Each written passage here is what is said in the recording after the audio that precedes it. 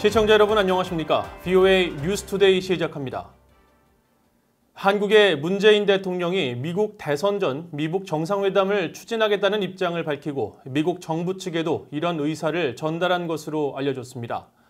그런데 워싱턴 내 한반도 전문가들은 대체로 트럼프 대통령의 재선 전략에 도움이 되지 않는 데다 새로운 안이 없다고 보는 북한 역시 정상회담의 필요성을 느끼지 못할 것이라며 부정적인 분석을 내놨습니다. 첫 소식 안소영 기자가 보도합니다. 유럽연합 EU 정상과의 화상회의에서 문재인 한국 대통령은 미국 대선 전 3차 미북 정상회담의 필요성을 언급했다고 청와대 관계자가 밝혔습니다.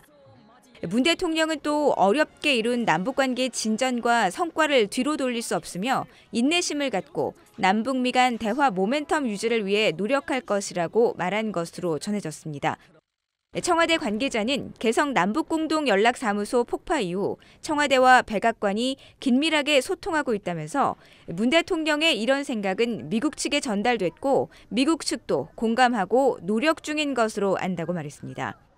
워싱턴 내 한반도 전문가들은 미국 대선 전 도널드 트럼프 대통령과 북한의 김정은 위원장이 정상회담을 열 가능성은 거의 없다고 분석했습니다. 현재 시점에서 북한인 트럼프 대통령에게 자랑거리를 주지 않을 것이며 트럼프 대통령도 별다른 이득이 없어 미국과 북한 모두의 공통된 관심사가 아니라는 겁니다. North Korea is not going to make any concessions that Trump could trumpet as a victory for him. And just the fact of meeting with Kim Jong-un is now stale. So there's no benefit in it to Mr. Trump. 북한 역시 누가 미국의 차기 대통령이 될지 불확실한 상황에서 미국과 정상회담을 연들 얻을 게 없다는 계산법을 갖고 있을 것이라는 관측도 나옵니다. I haven't heard anything new about a U.S. position on what the North needs to do, nor have I heard anything new from the North about what they think they have already done. Why the North would want to get into a situation of partial compromise with someone who's going to disappear in 5 months. 따라서 북한인 미국 대선 전까지는 큰 도발 없이 현재 수준을 유지하며 지켜볼 것이라는 게 갈루치 전 특사의 관측입니다. 재선을 앞두고 국내 사안이 산적한 트럼프 대통령이 북한과의 정상회담을 생각할 여유가 없다는 지적도 나옵니다. Domestic challenge caused by coronavirus, which has triggered huge unemployment and economic crisis, issue of social justice and racial justice. In this environment, simply no space for strategizing about it. 미북 정상회담 가능성을 완전히 배제하지 말아야 한다는 지적도 나옵니다. 게리 세이머 전 백악관 대량살상 무기조정관은 트럼프 대통령이 국내 도전 과제를 덮을 방안을 찾고 있을 것이라며 그중 하나가 북한과의 정상회담이 아니라는 법은 없다고 말했습니다. 세이모 전 조정관인 그러면서 북한 상황을 파악하기 위해 스티븐 비건 국무부 부장관의 방안이 조율 중일 수 있다면서 이후 미북 간 접촉 여부를 주목해봐야 한다고 분석했습니다. VOA 뉴스 안소영입니다. 도널드 트럼프 대통령은 지난달 30일 일본인 납북 피해자 구출 운동에 앞장섰던 납북 일본인 요코타 메구미의 아버지 요코타 시게루 씨가 별세한 뒤 그의 부인에게 위로의 뜻을 담은 편지를 보냈습니다. 트럼프 대통령은 위로 서한을 통해 일본 방문 때 부인 사키에 씨와 남편 시게루 씨를 만났던 것을 언급하면서 북한에 납치된 메구미와 재회를 하고 모든 납치 피해자 가족들이 사랑하는 사람의 행방을 알아야 한다는 두 사람의 불굴의 결의에 깊은 감명을 받았다고 밝혔습니다. 이어 두 사람의 지치지 않는 노력으로 북한에 의한 납치 문제는 일본과 미국에게 여전히 중요한 사안으로 남아있으며 미국은 메구미 씨를 집으로 데려오는 중요한 일에 지속적으로 동참할 것이라고 전했습니다. 이에 대해 메구미의 어머니 사키에 씨는 트럼프 대통령의 편지에 감사를 표하고 딸을 되찾기 위한 노력을 계속할 것이라고 말했다고 일본 언론들이 전했습니다. 미국의 핵 억지력 3축 가운데 하나인 B-52H 전략폭격기 편대가 최근 루이지애나주에서 알래스카 공군기지로 재배치됐습니다.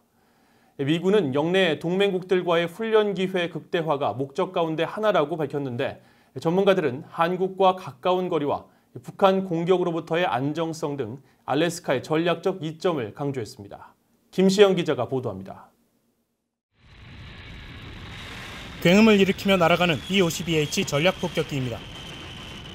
220톤 무게 기체를 F-16 전투기 엔진 8대 출력으로 이륙시키고 15,000km 거리를 급유 없이 비행할 수 있어 성층권의 요새로도 불립니다. 사거리 1000km 핵순항미사일 탑재는 물론 고고도 재래식 자유낙하 폭격 임무도 가능해 대륙간 탄도미사일 ICBM과 잠수함 발사 탄도미사일 SLBM과 함께 미국의 핵 억지력 3축 가운데 하나입니다. 미국 태평양공군 사령부는 지난달 30일 VOA에 B-52H 폭격기 3대를 알래스카 아일슨 공군기지에 재배치했다고 밝혔습니다. 지난 2017년 7월 한국, 일본 공군 등이 참여한 미한일 연합훈련 뒤 3년 만입니다. 태평양공군 측은 B-52H의 알래스카 재배치는 동맹국과의 훈련 기회를 극대화하고 자유롭고 개방된 인도태평양 수호 역량을 강화할 것이라고 밝혔습니다. 그러면서 이들 편대가 알래스카에 도착한 뒤 지난달 14일부터 일주일 동안 일본 항공자위대와 연합훈련을 실시했다고 설명했습니다. B-52H 전략폭격기를 괌이 아닌 알래스카에 배치하는 것은 더 나은 대안일 수 있다는 분석이 나옵니다. 월레스 그렉슨 전 미국 국방부 아시아태평양 담당 차관보는 알래스카는 생각보다 한국에 매우 가까이 있다면서 전략자산이 여러 장소에서 작전을 수행할 수 있음을 보여줘 적의 목표가 되는 것을 방지할 수 있다고 지적했습니다. 국방 전문가인 브루스 베날 랜드연구소 선임연구원은 북한이 괌을 위협했던 것처럼 알래스카 공격을 획책하기는 힘들 것이라고 밝혔습니다.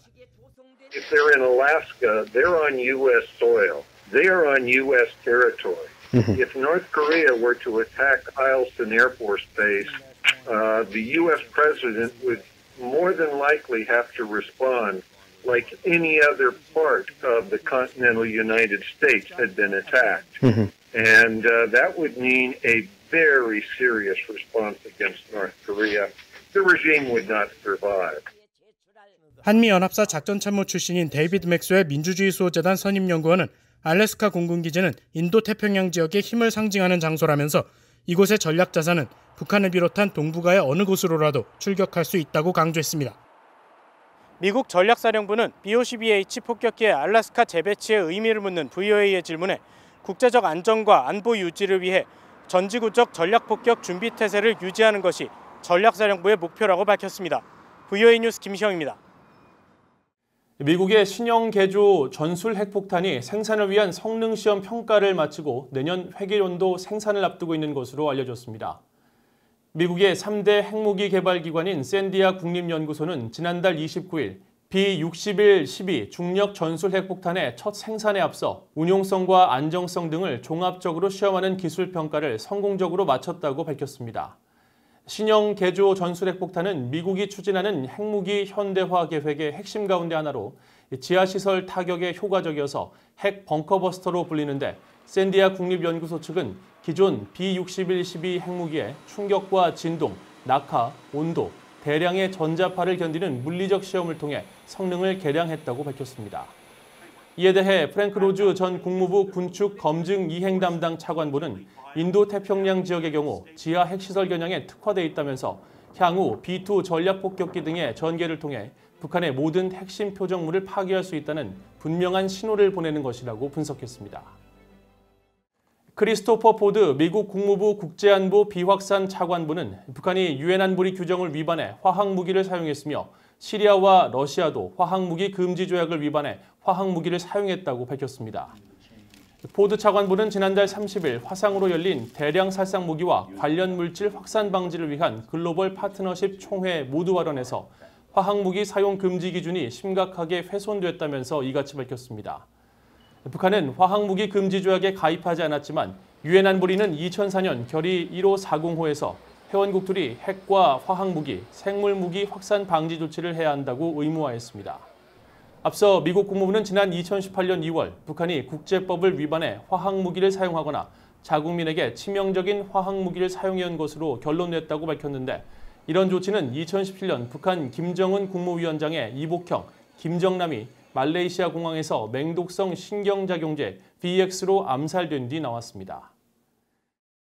이상으로 VOA 뉴스투데이를 마칩니다. 시청해주신 여러분 고맙습니다.